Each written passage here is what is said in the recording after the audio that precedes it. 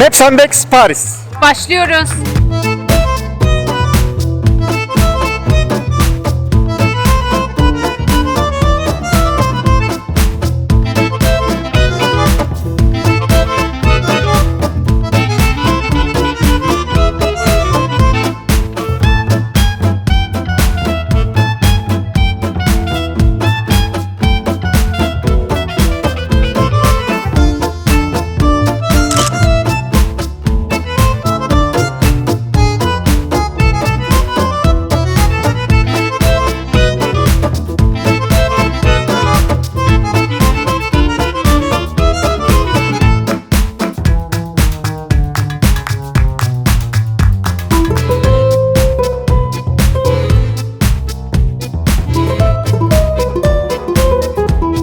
Sizin için bu şehri karış karış gezdik ve bize göre Paris'te mutlaka yapılması ve görülmesi gereken 10 şeyi belirledik.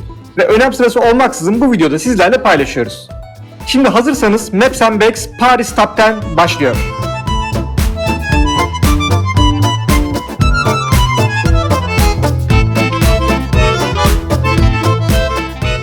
Paris'te görecekler numara 1. Eyfel Kulesi.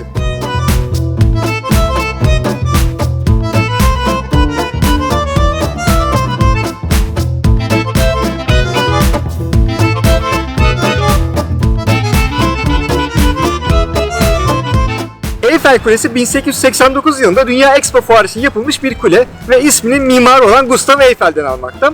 Ve bu Eyfel Kulesi yapıldığı dönemde aynı zamanda dünyanın en yüksek yapısı unvanını da almış. Ve bildiğiniz gibi ilk yapıldığı dönemlerde aslında Parisliler tarafından çok beğenilmemiş. Hatta çirkin bulunmuş, işte şehir silüetini bozduğu düşünülmüş.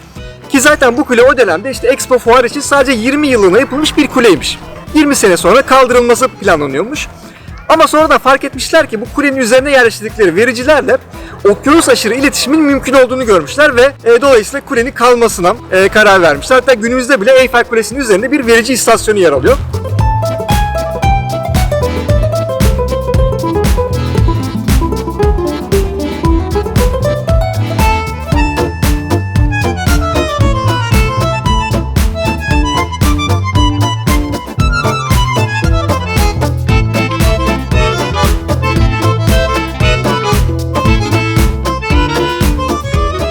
Eyfel Kulesi daha yapımına başlanmadan itirazlara konu olmuş bir yapı.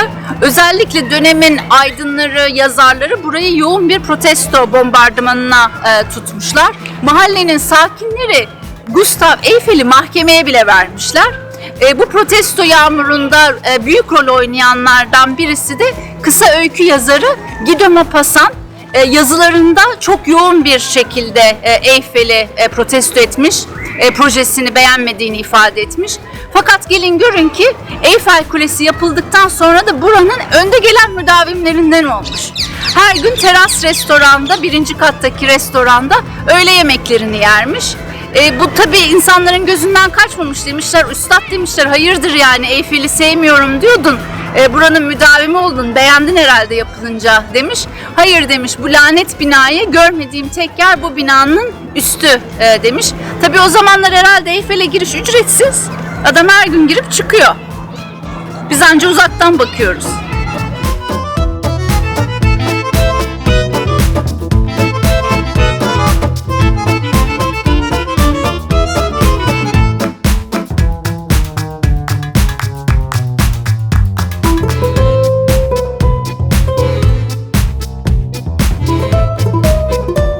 Eyfel Kulesi ile ilgili anlatılacak daha çok şey var ama onlara detaylı Paris gezi rehberimizde zaten değiniyoruz. Eyfel Kulesi'nin çevresindeki Champ de Mars Parkı, Eyfel atlı karıncası, en güzel Eyfel Kulesi fotoğraflarını çekmek için yer önerilerimiz ve daha birçok ayrıntıyı detaylı Paris videomuzda bulabilirsiniz.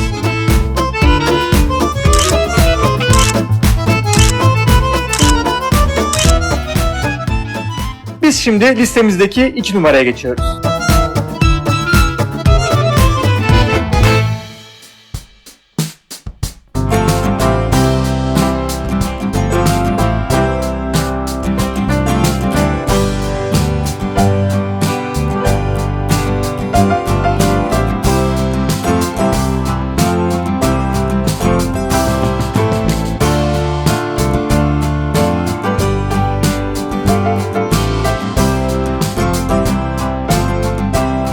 Notre Dame Katedrali'ndeyiz. Burası da yine Paris'in olmazsa olmazlarından birisi.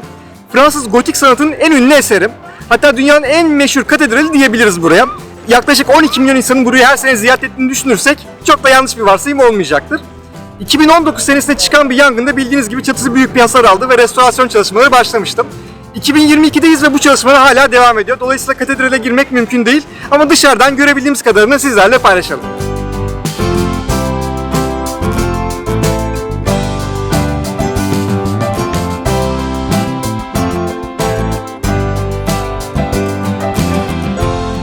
Burası 19. yüzyılda aslında oldukça bakımsız bir hale gelmiş. Böyle yavaş yavaş gözden çıkmaya başlamış.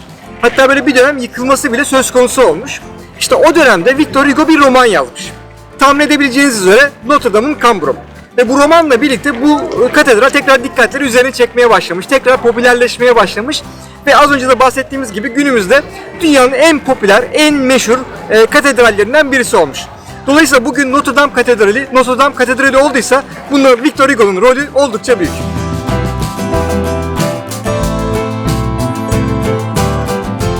Bu arada Notre Dame Katedrali, Napolyon Bonaparte'ın taç giyme törenine de ev sahipliği yapmış bir yer. Hatta bu törenin resmedildiği bir tabloyu Louvre Müzesi'nde bulabilirsiniz.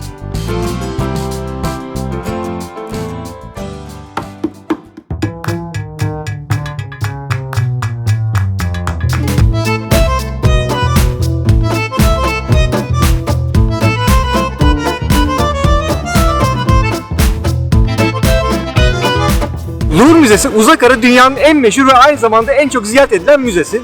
Ve burası inanılmaz büyük bir müze. İçeride tam 35.000 tane eser var. Dolayısıyla buraya mutlaka çalışarak gelmeniz gerekiyor.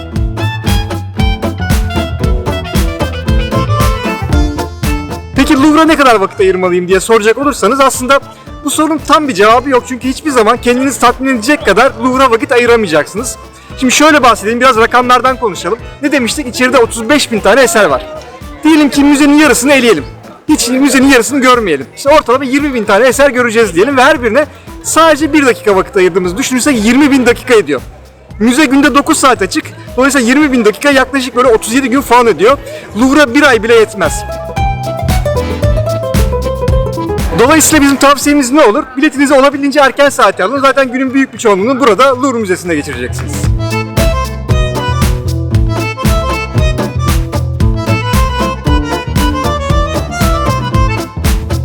Bu arada Louvre Müzesi için biletinizi mutlaka online olarak alın. Yoksa bayağı bir sırada beklersiniz kapıda.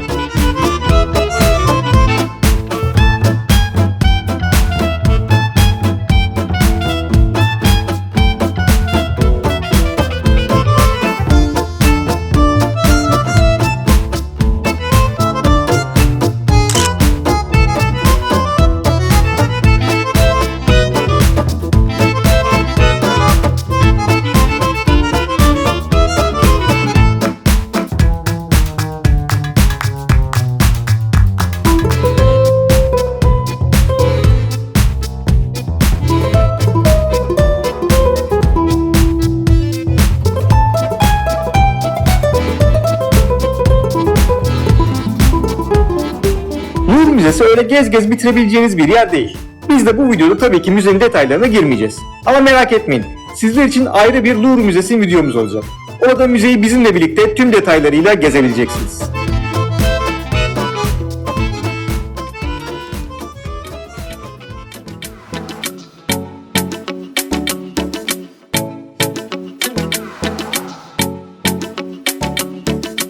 Şanzelize'siz bir Paris tabii ki düşünülemez. Burası yaklaşık 2 kilometre uzunluğunda oldukça geniş bir bulvar. Bir ucunda Zafer Takı yer alıyor, öbür ucunda ise Concorde Meydanı bulunuyor. Bulvarın Concorde Meydanı tarafı oldukça böyle ağaçlıklı yeşil bir bölge.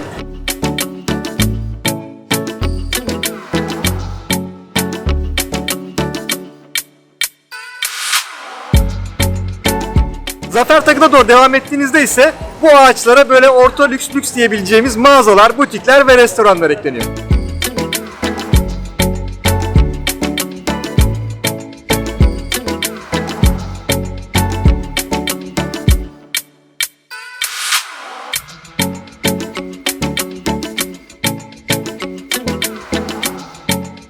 Şanzelize'ye gelince bir taşla 3 kuş vuracaksınız diyebiliriz. Bulvarın batı ucunda Zafer Tagı'nı göreceksiniz. Paris'in en ünlü ve en çok fotoğraflanan meydanlarından birisi. Muhtemelen burası Şanzelize'den daha çok ilginizi çekecek zaten.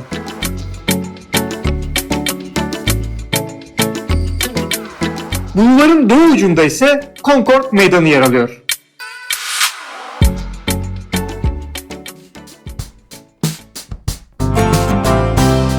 Evet, listemizin yarısına geldik sayılır.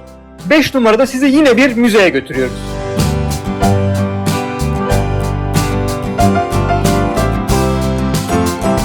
Paris'e geldiğinizde mutlaka uğramanız gereken yerlerden birisi de Orsay Müzesi. Burası sadece Paris'in veya Fransa'nın değil, aynı zamanda dünyanın en çok ziyaret edilen müzelerinden birisi. Aslında orijinalinde bir tren istasyonu olarak yapılmış, sonradan bir müzeye çevrilmiş. Dolayısıyla binası da oldukça etkileyici bir bina. İçerisinde ise Renoir, Cézanne, Monet, Pissarro, Van Gogh birçok dev ismin eserini bulabilirsiniz.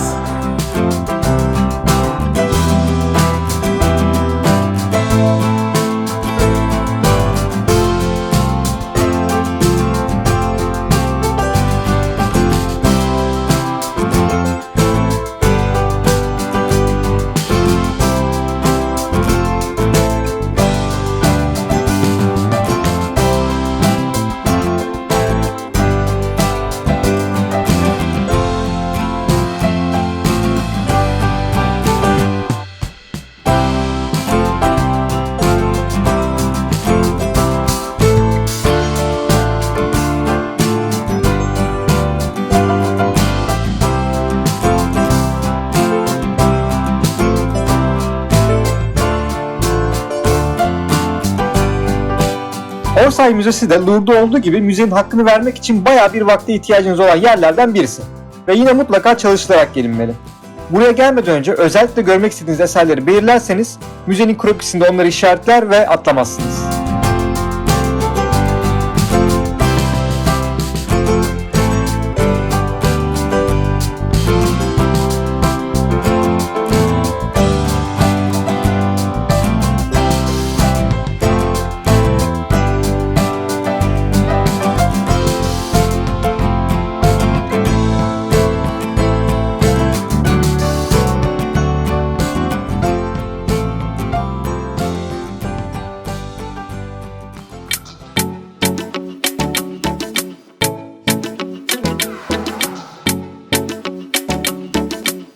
Listemizde 6. sırada ise Paris'ten bir mahalle yer alıyor.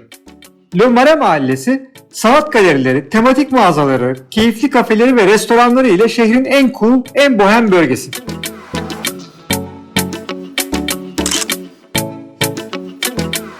Le Marais birbirinden güzel ve hareketli sokaklara sahip bir mahalle. Beğendiğiniz bir sokaktan diğerine geçerek kafanıza göre gezebileceğiniz bir yer. Ama biz yine de sizlere birkaç cadde önerisinde bulunalım.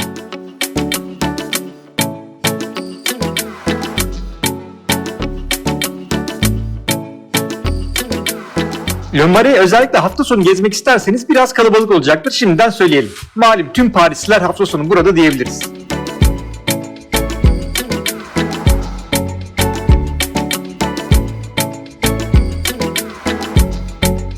Vosges Meydanı mahallenin en keyifli yerlerinden birisi.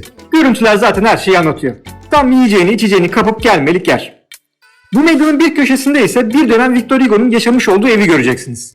Ve bu evi ücretsiz olarak gezebiliyorsunuz.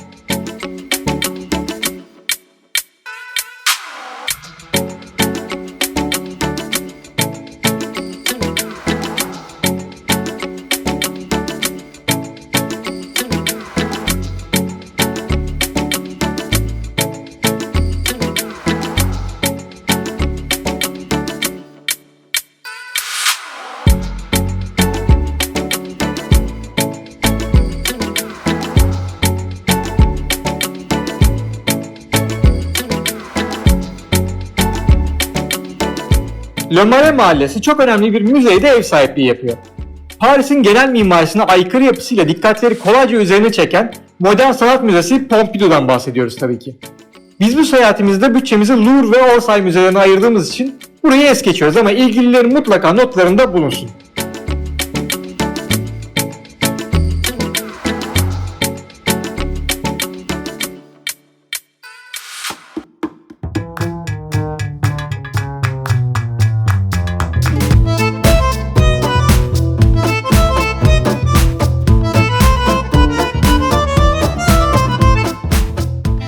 Paris'te kesinlikle atlanmaması gereken yerlerden birisi de Sacré-Cœur Bazilikası ve bu bazilikanın yer aldığı Montmartre bölgesi. Öncelikle bazilika ile başlayacak olursak burası bizim Paris'te en beğendiğimiz yapılardan birisi.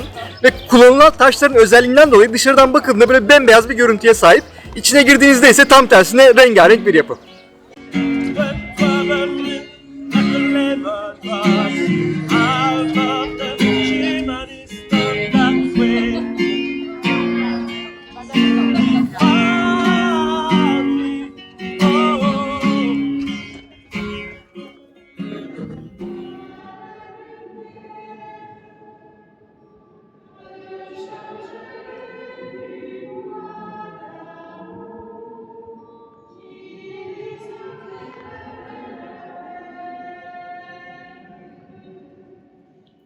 Sacré-Cœur Montmartre mahallenin tepesinde yer alıyor ve dolayısıyla burada oldukça geniş bir Paris manzarası da sizleri bekliyor.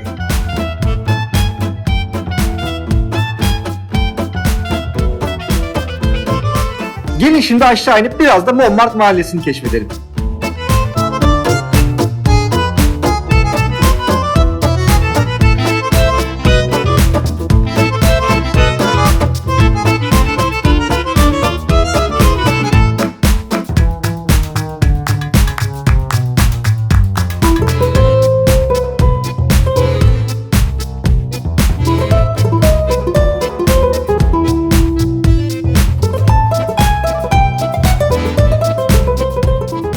Filmiyle ününe ün katan bölge aslında 20. yüzyılda Paris'in bir köyü.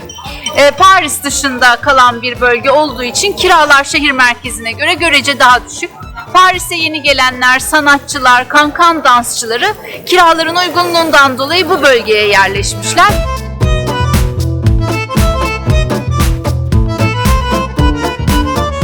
Tabii bugünlerde artık burası öyle alternatif bir mahalle değil. Stüdyo dairelerin ücretlerinin 350 bin eurolardan başladığı son derece şık bir çekim merkezi. Fakat hala tarihi bir dokuya sahip.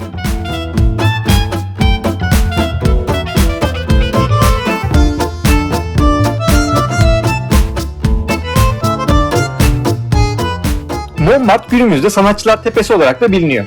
Şu an bulunduğumuz Tertre Meydanı ise Montmartre'ın merkezi denebilecek ve sokak ressamları ile dolu oldukça keyifli bir meydan. Turunuza buradan başlayabilirsiniz.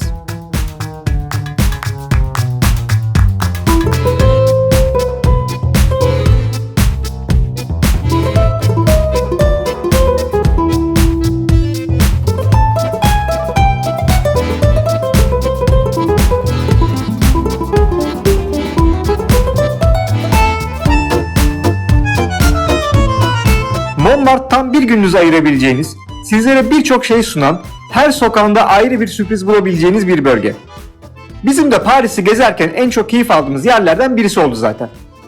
Bu videoda sadece size biraz fikir vermesi için bu bölgeden birkaç yer gösterelim ama Montmartre ile ilgili detayları diğer Paris videolarımızda bulabilirsiniz.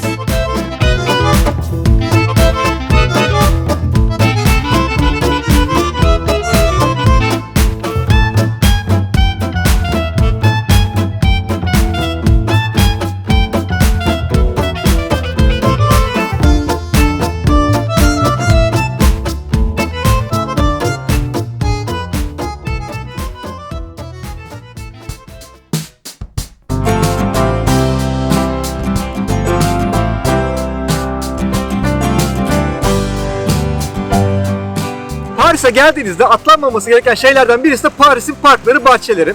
Böyle gün içerisinde yorulduğunuzda, biraz böyle yorgunluğunuzu atmak istediğinizde, bir hava değişimi istediğinizde mutlaka yakınlarda sizleri bekleyen bir park bulacaksınız. Biz birkaç önerimizi sizlerle paylaşalım ama bilin ki Paris bundan çok daha fazlasını sizlere sunuyor olacak.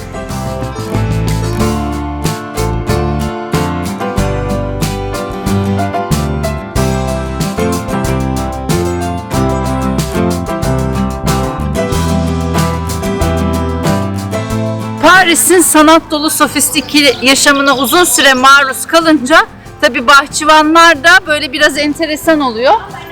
Burada Louvre Müzesi'nde 2021 yılında bir sergi yapılmış. Bahçıvanlar o sergiye gitmişler. Sergideki objelerden, gördüklerinden ilham alıp böyle çiçek bahçeleri yaratmışlar. Mesela burada bir tane obje var. Bu objenin kırılganlığından ilham alıp böyle beyazlı sarılı kırılgan çiçekler koymuşlar. Yanda bir tane daha var. Mavi bir tablonun yaydığı enerjiden ilham alıp böyle enerji dolu renklerle bir çiçek tarihi yapmış.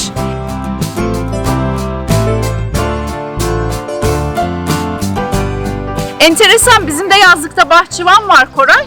O hiç böyle şeyler yapmıyor. Hani yenge işte böyle bir şey gördüm Louvre'da, buradan da size şöyle bir şey tasarladım diye bir şey yok ama olacak ya Koray, yaparsın yani.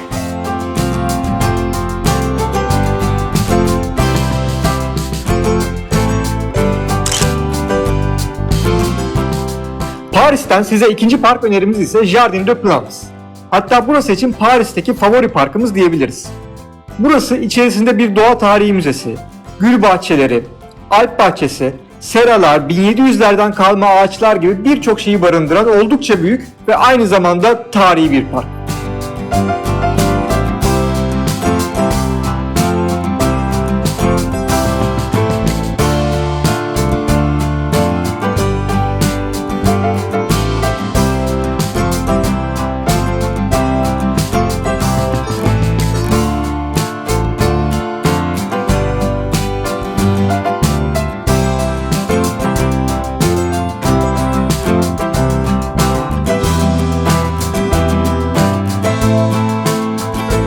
Şu anda Lüksemburg bahçelerindeyiz. Burası da yine şehir merkezindeki büyük parklardan birisi.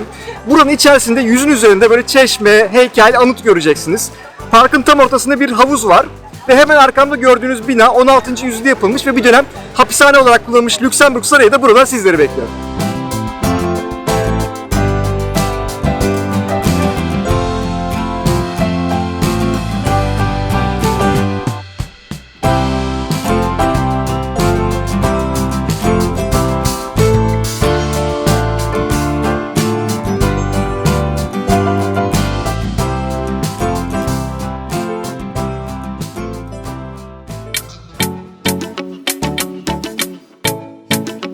Listemizde 9. sırada bir yer değil bir deneyim var. Paris'e gelip de bir yerlerde piknik yapmadan da sakın dönmeyin. Bunun için ilk önerimiz Eiffel Kulesi'nin hemen yanındaki Champ de Mars Parkı. Burası özellikle de hava güzelse çok keyifli bir yer ve ayrıca Eiffel'in tadını en güzel çıkarabileceğiniz yerlerden birisi. Yakınlardaki marketlerden bir şey alıp buraya gelin, anın ve Eiffel'in tadını çıkarın.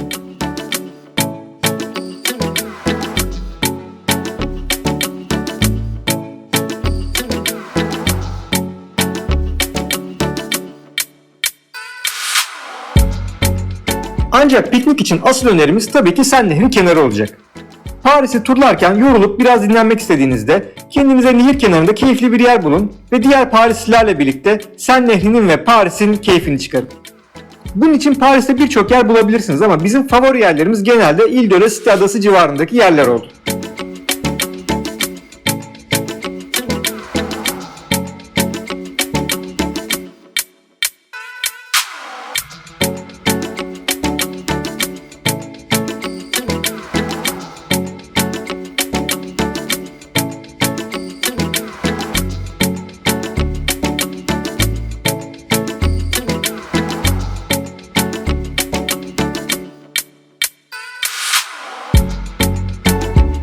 Evet, listemizdeki 10 numarada ise tam da 10 numara bir etkinlik var. Sen Nehri'nin keyfini çıkarmanın tek yolu piknik değil tabii ki. Tekne turu olmayan bir Paris turu da kesinlikle düşünülemez. Gelin şimdi hep birlikte Sen Nehri'ni turlayalım.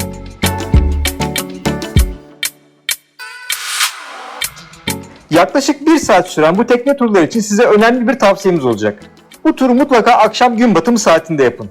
Böylece tekneden Paris'in hem gündüzünü hem de gecesini görme şansınız olsun. Ne demek istediğimizi birazdan görüntülerde daha iyi anlayacaksınız.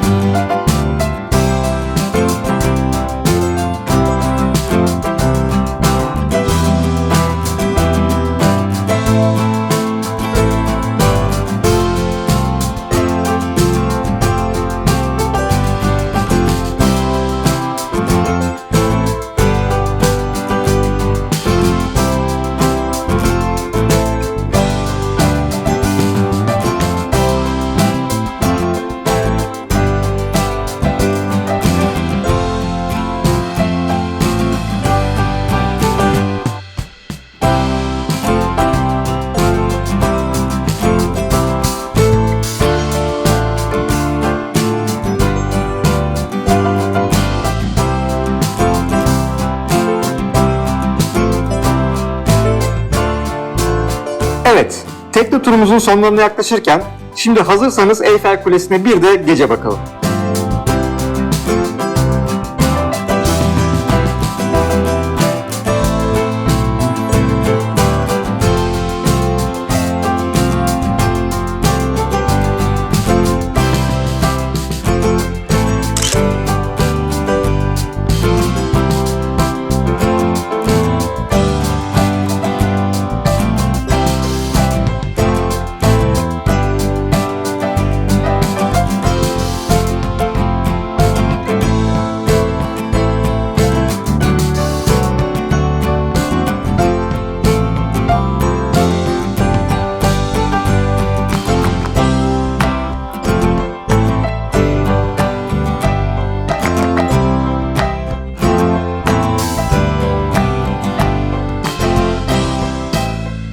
Paris Top 10 videomuzun sonuna geldik. Paris öyle bir şehir ki gerçekten Top 10 listesi çıkarmakta çok zorlandık. Bu şehir çok daha fazlasını sizlere sunan bir şehir. Eğer Paris ile ilgili daha fazla detay isterseniz Paris Seyahat Rehberi videomuzu da mutlaka izleyin.